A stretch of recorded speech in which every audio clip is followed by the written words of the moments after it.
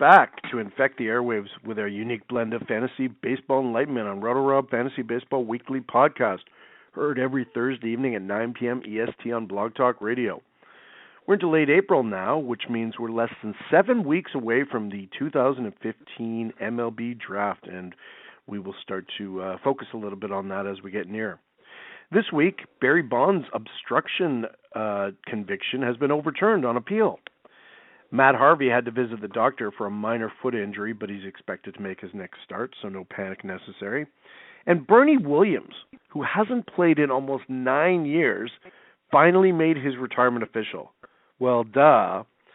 We're going to cover some of these stories and many more over the next 45 minutes or so pull up a beanbag chair and get comfy. I'm RotoRob, and my guest this week is Tim McLeod from Patton & Co. How are you this evening, Tim? Well, I am absolutely ducky, Rob, and yourself. Well, I'm doing better than Joe Nathan, who felt a pop in his elbow during a rehab assignment, wound up suffering a torn UCL, and we'll discuss that a little bit later towards the end of the show. But, yeah, definitely doing better than him. So I want to remind you the chat room and phone lines are open. Both Tim and I are in the chat room. Feel free to join us, anyone who's listening. Or if you want to call in, you can do that too, 347-826-7358. Now, before we get to this week's news, I'm just going to quickly run down what's going on over RotoRob.com. On the baseball side of things, on Tuesday, we released the second half of our top 70 prospect rankings. If you haven't had a chance to check out that tome, I suggest you do so immediately. Every Sunday, of course, we have the Wire Troll, this week written by yours truly and highlighting Joel Peralta. And our third base rankings are finished, just formatting, working on, so that'll be up soon, working on outfielder rankings as well, and DH rankings will be coming soon. Football, again, it's been quiet lately, but we are working on some pre-draft rankings.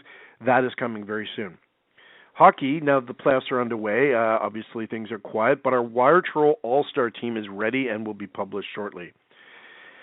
Basketball, we have the same situation with the playoffs underway, but watch for our Wire Troll All-Star team soon, currently being formatted. On the video game side of things, nothing new this week, but new games being added constantly, so check back soon. We are now just 18 posts away from 4,100 in the site's history, so should hit that mark in mid-May, if not sooner. Finally, do not forget to add RotoRob as a friend on Facebook. We're just 22 shy of 1,650, so come and join the party and get plenty of Facebook-exclusive content. While you're at it, please friend Tim McLeod as well, as he needs just one more to reach 600. Way to go, Tim. Yeah, 600, the magical number. Yeah, you should be sending a bag of gummy bears to your 600th friend, or demanding a bag of gummy bears, whatever the case may be. Well, a friend would never ask me for gummy bears. They would know better. Well, that's true. That's true. Come hell or high water. I don't care if it's family. They're not getting gummy bears. It's as simple as that. I misspoke. I don't know what I was thinking. I guess what I'm trying to say is the equivalent of gummy bears to them, whatever their equivalent is, whether it's Reese's Pieces or whatever their snack food of choice may happen to be. So, our top story tonight, Tim, Carlos Carrasco, starting pitcher for the Cleveland Indians, took one off the noggin in his previous start. And, there's always some concern there. When a pitcher takes one in the head, an ugly episode like that, how is he going to react his next time out? And things went okay, didn't they? Yeah, we actually saw good results. He was pulled fairly early, but just erring a little bit on the side of caution, I think, Rob.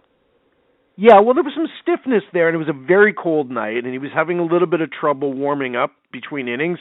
And Terry Francona, given the beaning previously and the stiffness, I think he admitted he overreacted and erred on the side of caution, but I think he made the right call. Just get him out of there. He was pitching very well. The thing is, Carrasco last year was actually still available on the wire in late August, of course, and we recommended him at the time. We hope you took our advice as he continued to dominate down the stretch. It was a little unclear why it took people so long to clue in on him, but of course he had a false start in the rotation, was shifted to the bullpen, and then just took off. Look at his results from last year, Tim. In April, when he was starting, He was 0-3, 6.46, 25 hits allowed in 23 and two-third innings. Yeah, he still whiffed 24. He's still averaging over strikeout an inning.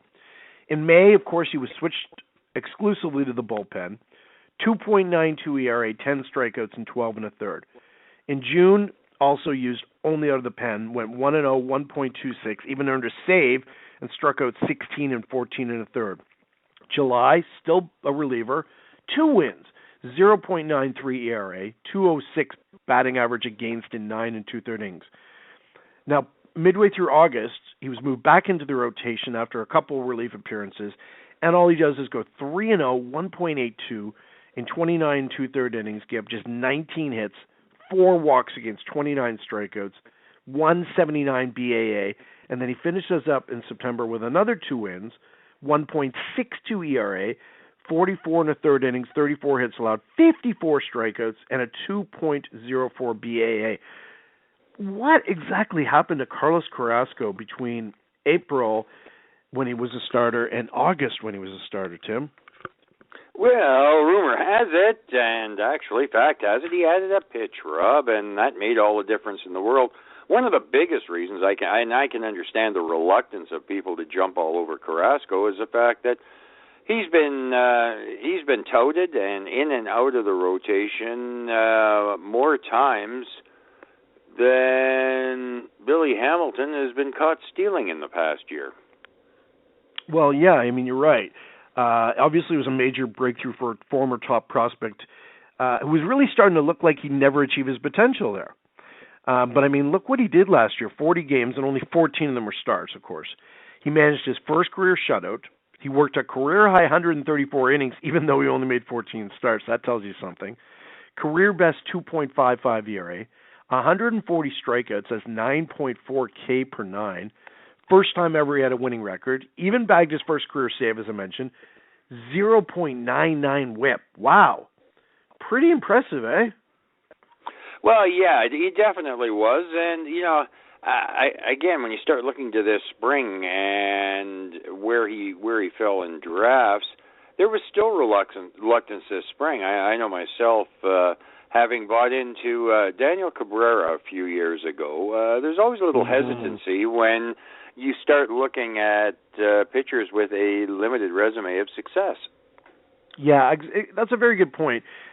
When he came back Tuesday, he was very efficient for 5 innings, 8 strikeouts, gave 1 run on 4 hits to help Cleveland snap a 2-game skid. His primary offering is a 4-seamer that can reach 96 miles an hour, but in this particular start on Tuesday, he was using his off-speed stuff more, and very well, apparently. Did a very good job locating his pitches and was working ahead in the count. He's now 2-1 this season, 1-1 against the White Sox. Now, we talked about the tightness that he had to come out with. Apparently, it's a non-factor. The team believes he'll be fine. He felt very good, reportedly, yesterday, so no need for his owners to be concerned. Now, here's the thing, Tim. His next start comes Sunday against Detroit. Tigers have been one of the American League's top-hitting teams early on, so this may be a tough outing. You own Carrasco in any leagues? I own Carrasco in a grand total of no leagues, Rob. So I guess you won't have to make the call whether you should start him Sunday. Yes, it becomes a very easy call on my behalf. Yeah, I'm going to pass. All right, now let's play the what-if game. Would you start him Sunday against Detroit? Is it in Detroit or at home? Doesn't matter. No, but it was just adding something to the conversation. Yeah. Okay, because I mean, you're going to start asking about the win factor, and well, that was coming up. You want a forecast for the game?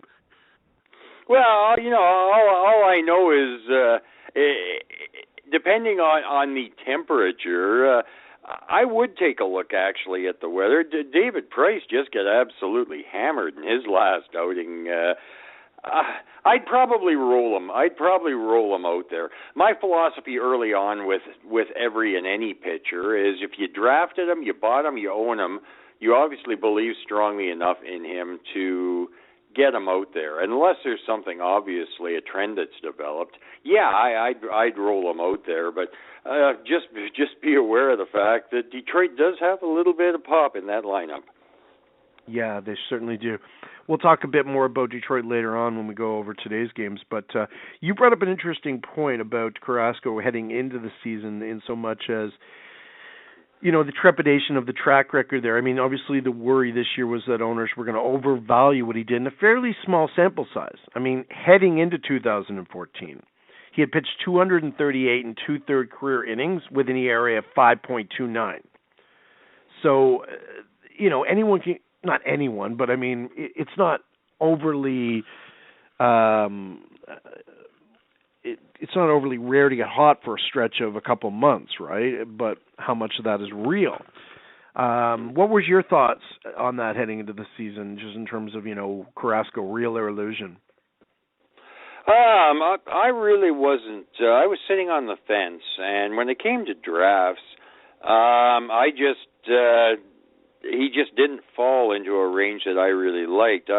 I went with aces, with an ace early, and then tried to pad my rotation in rounds 6, 7, 8 in that area. So basically, when Carrasco was falling off the board, I was focusing on offense at that time. So it wasn't a case that I didn't like Carrasco. For the most part, I was a little leery. It just didn't fall into the big scheme of things for me. I understand. Well, the fact is, this season he's off to an even better start. Although, one thing I'm going to be curious about is to see how he holds up in the second half from a workload perspective. I love that his ground ball rate keeps rising, but he's never pitched more than 134 innings, and as a starter from day one in the rotation this year, assuming he doesn't get hurt, he's going to be closing in on 200 innings. And when he starts to get around, say, the 160, 170 mark, I think fatigue could be a factor, Tim.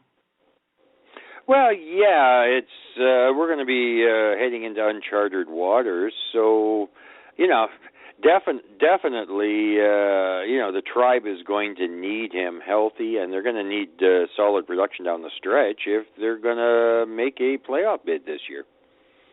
Yeah, well, speaking of that, I mean, things have been a bit bleak recently for the last place Indians, so getting Carrasco back on the horse is the best thing that's happened in a little while, actually. Yeah, Kluber had a rough outing this week, if I'm not mistaken. Very un-Kluberist. Yeah, I think he allowed 6 earned runs, but everybody else has been allowing them. So, hey, we've seen Kershaw get spanked, Bumgarner, David Price. It just seems to be one of those things early on, and I have to think the weather plays a bearing on a lot of it. Well, that may be, but I mean, the last thing Cleveland needs is their ace getting roughed up and their number 2 man taking balls to the head because, like I said, they're in last place already, and though the American League Central is going to be pretty competitive, with certainly is with the White Sox are expected to be better this year. The Twins should be a little bit better this year in theory. Kansas City, of course, is the defending American League champions, and Detroit is off to a great start. So you fall into a hole early, and you're going to have some trouble there, I'm afraid. Well, yeah, and like you said, it's going to be very competitive this year, and I think any one of a number of teams can end up in the playoff chase there. Yeah, should be fun to watch. I would not be surprised if we again see 2 teams from the American League Central get into the playoffs this year, but time will tell. Now, just to remind you, you're listening to RotoRob Fantasy Baseball Weekly Podcast featuring our guest this week, Tim McLeod. And now a quick word from our sponsor, Side League, offering daily fantasy contests with no salary cap, no sharks, and no hassle. Win money while you trash talk your friends. Visit sideleague.com and download our app for Android or iPhone today. Enter promo code RotoRob for a free $5 deposit now. Side League, fantasy sports for everyone. Now, Tim, let's get to the games today. Last week, not a lot of afternoon games, but this week, plenty of them, and we're going to focus on a few. Starting off with the Cubs and Pirates. This game was won 5-4 by the Pirates. The Pirates actually trailed 4-1 heading into the bottom of the 6th before coming back to win this to earn a split of the 4-game series. That wraps up a 10-game homestand for Pittsburgh, and they went 6-4 to move into a tie with the Reds for 3rd place in the NL Central. and they are now going to head out on a 9-game road trip. For the Cubs, Jonathan Herrera, who was playing third with Chris Bryant in center field, he went 1 for 3 with 2 of the RBI. Struck out once, but got his first triple of the year, now has 4 RBI, doubling his season total. That takes him up to 200 for the season with a .226 on-base percentage. The guy was batting 9th behind the pitcher, okay? Now, obviously nothing to see here at this point. Herrera was with Boston last year, but barely saw any action. He'll likely see enough action this year that if he heats up at some point, he could be worth a look in a very deep NL-only league. Also for the Cubs, Addison Russell got his first career RBI, so congrats to him. Kyle Hendricks started this game, went 5 1/3, gave up 5 hits, 3 runs, struck out 2, did not walk anybody, did give up a homer, had thrown 90 pitches, 59 of them strikes, and wound up getting a no decision. He lowered his ERA slightly to 5.74. Served up a solo homer in the second, but really looked sharp until the bottom of the 6th when things sort of unraveled for him. He actually gained some fantasy traction after a quality start against San Diego on Saturday, but this should slow that. Hendricks has actually pitched better than his bottom line results suggest, though. You got to love his command. In 13 1/3, he's 13 strikeouts, 1 walk in 15 2/3 innings. Pretty impressive there. Could be a decent streaming option if he has a positive matchup, I guess. Edwin Jackson came in next and blew the save without giving up an earned run. 2 hits, 1 walk without getting anybody out. For the Pirates, Gregory Polanco was the big star today. He was 3 for 4 with a run, 2 RBI, got his 6th double of the year, and he's up to 6 RBIs. He also added his 5th steal. He had the go-ahead single in the 7th inning, which was the key blow today. Polanco is now up to 300 and slugging .450 after his second straight multi-hit effort against the Cubs. He's driven in 3 runs in the last 2 days. On Wednesday, he doubled and homered. His batting eye definitely needs some work, but starting with the club from opening day this year should help him feel comfortable and develop. Got to love Polanco's speed, love the batting average improvements so far, and love the extra base power. Josh Harrison had 2 doubles for the Pirates, and Sean Rodriguez hit his first homer of the year. Jeff Locke was the starter in this one. He actually wasn't as effective as Hendricks. In 5 innings, he gave 7 hits, all 4 runs, struck out 7, walked 3. Still has not given up a home run this year after yielding 16 in 21 starts last year. And with 15 strikeouts in 19 innings, his strikeout rate is actually up a full K per 9. Locke has yet to lose this year, and he gained a ton of fantasy traction last week. This may slow it a bit, but the southpaw is actually looking like a decent pickup. Radham's Liz came on in relief and pitched 2 shutout innings with 1 hit allowed to earn his first win and square his record at 1-1. He struck out 2, lowered his ERA to 3.86. For Liz, that is his first major league win since 2008. Archimedes Caminero came in, struck out 2 in a perfect inning versus 4th hold, trimmed his ERA to 4.15, and then Mark Melanson finished up. He struck out 1 in a perfect 9th for the save, got his ERA down to 7.36. Nice to see him have a clean save. He got the save Tuesday, but really struggled, hence the ugly ERA. For the Pirates, the bullpen really did the job today, Tim, retiring the final 8 Cubs batters. Over in the National League East, Miami, Philadelphia there, Tim. What was going on in that one? Well, it appears as if Jeffrey Loria's pep talk with Mr. Redmond achieved the desired effect because the Marlins hammered the Phillies to the tune of 9-1 this afternoon. Led by Martin Prado, who went 3 for 5 with a run and 4 RBIs. And Giancarlo Stanton, who hit his 4th home run. Looking at the Stanton home run, here's an interesting stat for you, Rob. Since 2012, the most 450-plus foot home runs in baseball. The Rockies have 12. The Angels have 16. The Blue Jays have 18. And Giancarlo Stanton has 18. I think it's 450-foot home runs. That's what I said, didn't I? 450 plus? Sorry, I thought you said 400, but because the funny thing is, I actually saw that stat the other day. I didn't read it all the way through, but it was talking about how many he had hit, over 450, and it was unbelievable. But I hadn't seen it in relation to teams. That's even more mind-blowing. Okay. Wow. What? Yeah, wow. Like he moved back into a tie with the Toronto Blue Jays all by his little lonesome. Amazing power from Stanton. What a beast. You look at the game with the win today. They climbed into a tie with the Phillies. I don't know if that's anything to brag about, but it's a step in the right direction. Both currently sporting 5-11 records. Mr. Loria is not happy. He finally spent some money, and he really wanted to wait until at least the All-Star break to start dismantling his team again. The Phillies, here's some interesting numbers for you. Ryan Howard, Chase Utley, and Carlos Ruiz were all riding the pine today, sitting this one out. Ryan Howard happens to be leading the charge of that group with a batting average of 196. Carlos Ruiz is hitting a solid 184, and Chase Utley is coming in with a 120 batting average. That pretty well sums up what's happening in Philadelphia.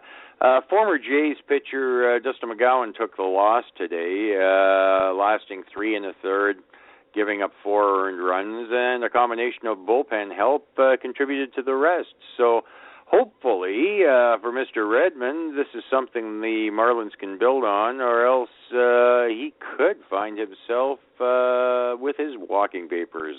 Like I said, Jeffrey Loria is not going to tolerate any more of this poor start, is my opinion, Rob. Yeah, I wouldn't be surprised to see something happen if Miami doesn't smarten up pretty damn quick. It's early to be pulling the trigger, but yeah, you're right. He spent some money, and I'm sure he's going to want results. That's for sure. Back to the American League, the Yankees were finishing up their series against Detroit, and they managed to edge the Tigers today 2-1. The Yankees only had 3 hits all day, but got the win. Brian McCann drove in the go-ahead run in the 8th. Major pitching duel today after the slugfest that was last night's game. For the Yankees, Jacoby Ellsbury was 1 for 2. He scored both runs, drew 2 walks, got a double, and his 4th steal of the year. He is now up to 286 with his on-base percentage up to 384. He's been relatively healthy since signing with the Yankees, but his extra base pop this year was almost non-existent. So nice to see a 2-bagger. He's got 3 hits and 3 runs over the last 2 games. Had a slow start out of the leadoff spot, but picking it up now a little bit. But he's only 4 for 7 on the base pass. Not a very good percentage, and that actually winds up hurting the team more than helps them. But he was a key factor in the Yankees' manufacturing offense today. They were actually losing 1-0 until the 6th when they tied it up. Ellsbury led off with a walk, stole second, advanced to third on a groundout, and then scored on a balk. Pretty well doing it himself there. For the Yankees, Masahiro Tanaka was the starter. He looked shaky early on, but really settled in, wound up going 6 1/3, gave up 3 hits on the run, struck out 6, walked 2, had to throw 94 pitches, 60 of them strikes, and got a no decision. After looking very beatable in his first 2 starts of the season, Tanaka has pitched much better than the last 2. Not really happy that he needed that many pitches to get into the 7th, but the results were solid. I'm still worried about that slight elbow tear. Personally, I'd wait another great start or 2, and then maybe put out some feelers and start shopping him, because at some point or another, one pitch is going to just make that elbow blow up. That slight tear will become a full tear. So there's reason to be worried if you own him. But now that he's rolling a little bit, and if that continues, maybe a perfect time to look into selling Mr. Tanaka. Still, for him to shut down a powerful Detroit lineup was impressive. It was a very cold day, which I think tends to favor the pitchers generally, but as long as they can get loose. I mean, it hurts to hit on a day like that. I was watching a bit of the game, and everyone was bundled up with their hoodies and their sweatshirts underneath their uniforms, and you could see their breath, and man, it looked cold. Dylan Betances pitched in 1 1/3 perfect innings with 2 strikeouts for the win. He now has a third of the Yankees' wins so far this year and a perfect ERA. He may not be closing, and I know a lot of people who drafted him are disappointed with that, but as a non-closing reliever, he's still providing amazing value. As far as closing goes, Andrew Miller was also perfect for an inning with 2 strikeouts for his 6th save, and he still has a 0.00 ERA, so obviously Miller is getting the job done as a closer. No need to even consider a change in New York at this particular time. For the Tigers, Anthony Gose was 1 for 4 and scored the only run, got a double, but he struck out twice. His slash line is down to 350, 366, 550. Still amazingly impressive. He wound up scoring on a sacrifice fly in the first to give the Tigers a lead they could not hold. But clearly Gose is cooling off now after an amazing start, and what's jumped out at me is the 5 strikeouts in the last 2 games. His old nemesis, the strikeout, is back.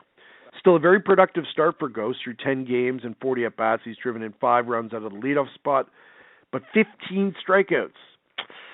Yeah, that worries me. J.D. Martinez was 2 for 4 with 2 doubles, now has 4 doubles on the year for Detroit. He also struck out twice. He is up to 281 now. He's gone 5 games since hitting his 5th homer, but still well ahead of last year's pace. And he's actually cut his strikeout rate a bit this year, so good to see. Anibal Sanchez had a much-needed quality start today for the Tigers. He worked 6 1/3, only gave up 1 hit and 1 run, struck out 8, walked 4, and did have a wild pitch, so there was still a little bit of wildness there in a no decision. Got his ERA down to 5.96. After a back-to-back bitch slappings, he needed this outing badly. In his last 2 starts, he gave up 14 runs, 17 hits, and 5 homers in 9 2/3 innings. Tim, let's put that in perspective. Last year, Sanchez gave up 4 homers in 126 innings for the season. So for him to give up 5 homers in 9 2/3 innings in his last 2 starts is shocking. In fact, he's actually getting dumped in some very shallow leagues, which seems a little bit of an overreaction, but you know how some owners are. Didn't give up a homer today, so great news for Sanchez. Control, as I said, still a problem, but he now has 25 strikeouts in 22 2/3 innings, so he's still missing bats. Tom Gorzolani suffered his first loss, gave up a hit and 2 walks and a run in an inning, and in 1 2/3 innings. His ERA is up to 2.70. Back to the National League, Tim. Another NL East battle that you were watching, Braves-Mets. What was shaking there? Well, actually, in this one, there was a lot shaking because, believe it or not, Bartolo Colon picked off A.J. Perninsky and actually ran him down. So you can't get more shaken than that, Rob. What was the Richter scale reading on that one? It was right, just a pinch shy of Prince Fielder stealing a base. It was right up there. Wow. But on a positive note, the Mets won again, 6-3 over the Braves, to extend their winning streak to 11 games and a tie for the team record. Who would have ever thought the Mets, with all of their injury woes, would manage to put together a start like they have? Absolutely incredible. Bartolo Colon goes to 4-0 on the season with a 2.77 ERA.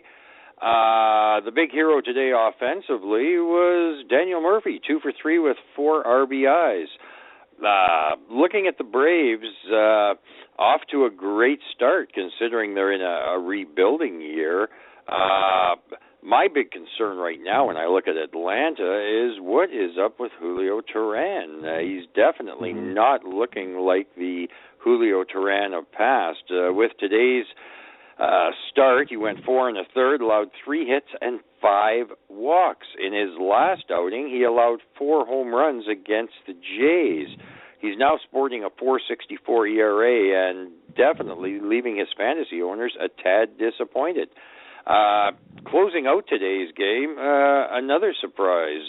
Jeurys Familia ended up with his 8th save, leading every league, including the KBO in saves.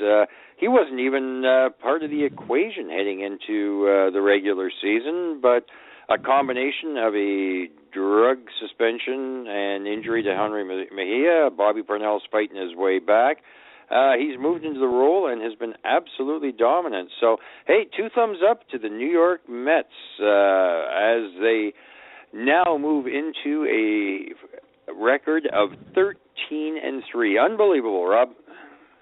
You know, you were talking about Cologne, talking about unbelievable. I was reading something earlier this week. Do you know that in his 40s, he actually has a lower ERA since he turned 40 than he had in his 20s? Yeah, I'm not surprised. And you know what? At some point in time, we're going to have to start calling him Stud Bart instead of Fat Bart.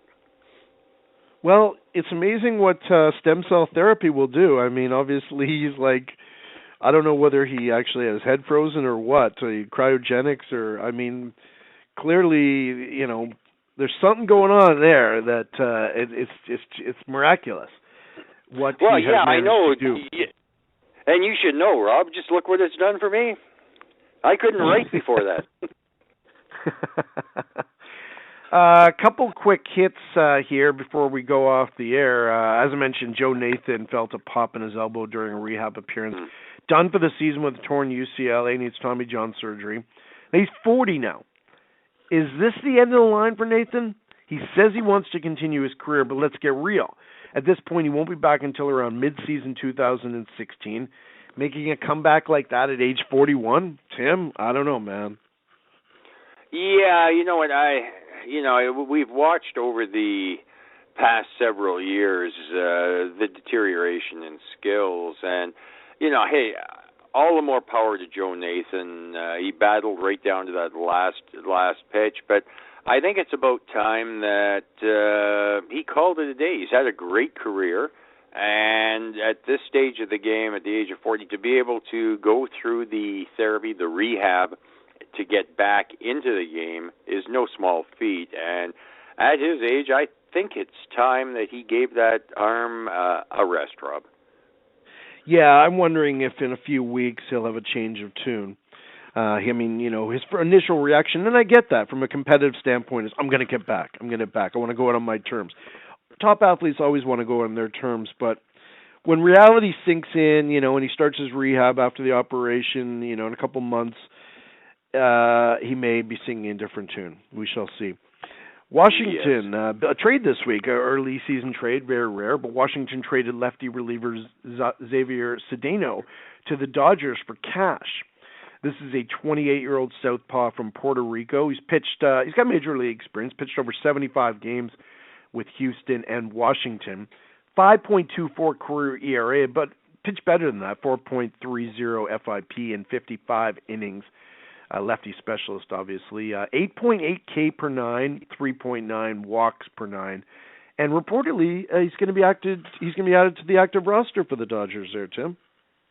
Yeah, interesting. I'm just glad that finally Don Mattingly saw fit to actually give Mr. Guerrero a start today. After an amazing start, I think he's got 3 home runs, 11 RBIs. They gave him the start today, and what did he do? He responded by hitting another home run. Off to a great start, and hopefully he's earned a little bit of regular playing time with that offensive explosion on the coast, Rob. Mm-hmm. Well, he certainly had a false start to his career after all the hype last year, and then had a portion of his ear bit off to make matters even worse. So it has been an inauspicious start to Alex Guerrero's major league career for sure. Speaking of starts, the 2015 MLB draft, as I mentioned, is coming up soon. Now, Tim, Arizona is on the clock. They pick first. This class... Hello? Hello. Tim? Oh, yeah. I heard a beep there. I didn't know what was going on. This class doesn't have a lot of difference makers at the top, necessarily. It's not a top-heavy draft, let's say. Vanderbilt, traditional great program that it is, has as many as 3 players from Vanderbilt could go in the top 15. So if you're Arizona, who are you taking in the draft this year? I haven't a clue, Rob. Who would you recommend I take? Well, I mean, the clear-cut number 1 favorite is Brendan Rodgers, a Florida high school shortstop.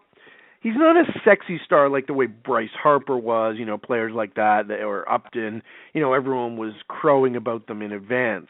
He's not getting that kind of press leading up to the draft, but he's considered a very safe pick. He's expected to stay at shortstop, which is half the battle with shortstops in some cases. And some think he has an upside that he could wind up being the next Troy Tulowitzki, hopefully a healthier version of him there. So if that pans out, maybe Arizona will finally solve its revolving shortstop issues down the road. Yeah, we got a news update here, Rob. You might be interested in this one. Okay. The Oakland A's and the Los Angeles Angels of Anaheim. A very interesting game tonight. Nick Tropiano goes 6 innings. That's my next bid. Oh, really? Oh, you get out of my freaking head, you jerk! Okay. It's Mr. Jerky. I swear to God, that was my next bid because you got a couple. I can't believe you're in my freaking head again, Tim. You got to stop doing that. Okay, well, you know what? I had to be because Cole Calhoun is one of my favorite players in the world. And the Oakland A's, Tropiano subbing in, he gets the win. But for me, and as equally a big story here, is that the A's allowed the grand total of 1 hit in a 2-0 loss. Isn't that just unreal? Well, both guys were subbing, and Jesse Chavez was subbing for Jessica Hahn, and C.J. Wilson dealt with an elbow woe. I call him Jessica, Jessica Hahn, Jessica Hahn. Yeah, I remember that. Jessica Hahn's a lot more famous than Jesse Hahn. With Matt Shoemaker on the bereavement list, Nick Tropiano was recalled to start for C.J. Wilson, who's got an elbow issue. So I thought that was interesting, 1 hit, though, wow. And, of course, we already talked about the Mets tying their team record with 11 straight wins. The final note I had, Tim, tonight was, or a couple notes, actually, an anniversary tomorrow is an anniversary of sorts. It was 50 years ago tomorrow. 50 years ago tomorrow. Casey Stengel recorded his 3,000th win as a manager when the Mets beat the San Francisco Giants 7-6. So I wanted to ask you about that because I assume you remember that. No, that was just a little bit before my time, Rob. I thought you'd be able to shed some input on that. Maybe talk about the game, what happened, some memories from the game. No, a bit before my time, but obviously, how many victories was that? 3,000? That is a lot of wins as a manager, eh? Divide that by 100 and I don't know. Well, that's 30 100-win seasons, right? Think about it. 30 100-win seasons. So if you've got a team that wins 100 games 30 years in a row, you could win 3,000 games. I mean, that's insane, man. That's probably a record that's not going to be broken anytime soon, would be my guess. Yeah, I'm sure that is exactly true. Not in this day and age of any time at all. No, I mean, especially now with the great, like the really long-term managers like Joe Torre and Tony La Russa leaving the game. Guys who are getting up there in wins, like in the top 10 list, retiring now. I mean, what is the point of managing till you're 85, 90? Come on, who wants to do that? They're making really good money as a manager. They're in good health in their like 60s and 70s. Probably want to enjoy a little bit of life before they, go off to the diamond in the sky, right? Well, one would think so.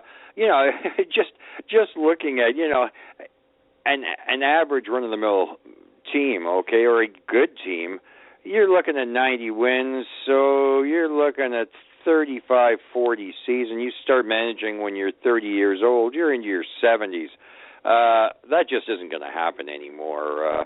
The game and the world has changed. Well, how many guys get a managing job at age 30 too? In the big.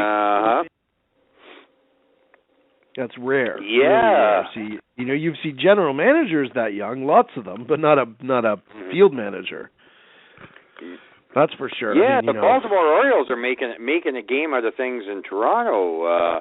Very, very interesting. What was a 7-2 lead in the ninth is now a 7-6 game with Manny Machado just clubbing a 3-run shot off of Jays closer Castro. Okay. Once again, you're in my head because my final note was also about Baltimore. No, okay. Did you steal my cheat sheet? I'm looking over your shoulder, Rob. Shut your curtains. I'm looking behind me right now to see if you are, actually. I actually just turned around right now because it wouldn't surprise me. I want to talk about Baltimore's middle infield. It's falling apart, Tim. Ryan Flaherty out today with a sore groin, which, as Buck would tell you, is never a minor issue. And they've lost Jonathan Scoop for probably most of the season, and J.J. Hardy still has not made his debut. Yet Jimmy Paredes making his first start today. Jesus, they're getting low in the depth chart there in Baltimore. Didn't he make a start, or did he just come in was he just subbed into the game? He had a home run the other night, if I'm not mistaken, didn't he? As far as I know, this is his first start of the season. Okay, yeah, no, I saw him get a home run for Pierce, if I'm not mistaken. I think it was last night or the night before. So, yeah, must have been a pinch hitting appearance. Yeah, well, so a bit of a mess. Yeah, no, it's a total mess, and it's going to be a tough fight in that division because there are basically you can go 5 teams right now that. They all have their strengths, but at the same point in time, they all have their weaknesses, Rob. They do. I mean, I really like Boston's chances the best here just because while there are some questions, I think the bullpen's solid, I think the offense is solid, and while there's some questions about the rotation, they've got a lot of great young arms at AAA ready to jump in if necessary. So they have the backup, and they have the resources from a farm perspective to make a big deal to get a Cole Hamels or to get someone later on as they become available at the deadline. They have a better farm system than anyone in the American League East at this point. Baltimore is pretty close. Baltimore's got a pretty good system too, but I like their chances just from a depth perspective. Well, yeah, and let's face it. When you look at Boston's starting rotation, they've got a great group of number 4 and 5 starters right now. They're going to need some help if they're going to make the playoffs, win the division, and go somewhere in the playoffs. And they're either going to need somebody to step up, Henry Owens type from AAA, or they're going to need. Brian Johnson looks like the first man ready to me. His numbers are off the charts already this early on, and from what I understand from a maturity standpoint, I mean, because he's a little older than some of the other prospects we talked about, he is the one who would make the most easy transition to the bigs. So in my mind, I think if they're looking for a long-term solution, not a one start, like an emergency start, Brian Johnson's going to be the first man up. Well, yeah, and at some point in time, they're going to have to straighten around their outfield. That's still a little bit of a problem with way too many bodies for positions, and hopefully Boston figures out a plan and gets down to it and gets it done. Because I don't think the revolving door outfield policy, I don't think that's going to work long term. They're going to need. I really think what they're going to need is Rusney Castillo up and playing every day, but that's going to be a ways away still. Once again, another depth piece sitting on the farm. So, they've got the pieces to plug in if someone falters. They have the backup. They don't even, in theory, Boston doesn't even need to make a trade to get better. They could just reach into the farm system and get it better. But they have so many pieces in the minors. Well, in the second half, we're going to see Blake Swihart at some point. It's possible. I would think so. Ryan Hannigan, they got hurt with the injury early on, and Ryan Hannigan is going to need some help in the second half. And Swihart definitely can hit. He's ready offensively. Yeah, I don't think they want to rush him, which is a wise decision. Then that's why they went out and got Sandy Leon. Obviously losing Vasquez was a big blow, but Ryan Hannigan can hold the fort down until necessary. I mean, acquiring a catcher mid-season is a little tricky, just from the perspective of it takes a long time for a catcher to get up to speed with new pitchers. But the idea there is that Boston has the pieces in-house to make moves or package up some of those pieces to get an ace, or at least a quality, innings eater number 2, whatever. So I like their chances. You have anything else you want to discuss this evening there, Tim? No, I think we've covered just about everything, Rob. My back's being a little bit cranky, so I think I'm going to find me some Flexerol and call her a day. All right, before you do that, and now's your favorite time of the evening. Bim Tom! Bounce, bounce. Time for Tim to plug whatever the hell he wants. Oh, I would like to thank the manufacturers of gummy bears, Rob. Without gummy bears, my life would not be as it has been today. I really can't understate the importance of gummy bears in your life. And on a serious note, you can find me at Patton & Company every Sunday night at 9 Eastern. Is it 9 Eastern? Yeah, 9 Eastern, 8 Central. On the Prospect 361 podcast with my good friend Rich Wilson, and hanging out in cyberspace, both on Twitter at TimothyLMC or on Facebook as just plain old Tim McLeod, the gummy bear loving baseball fan. Thanks, Rob. Thank you. I appreciate you coming on, Tim. That was great. I hope to have you on again real soon, like next week perhaps. At any rate, I'm going to close this show with something a little different tonight. Another tune by Sherbet Underground, Zolinka Pisa, which I played one time for you, and you I think you went completely berserk. So I'm going to fade it out pretty quick, but it's a great freaky tune to end the show and get back to some basketball and hockey action. So we'll see you all next week. Have a good one, Tim. Thanks, Rob. Have a good one. Hanky Panky. Banky Manky.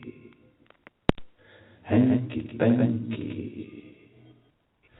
Banky Manky.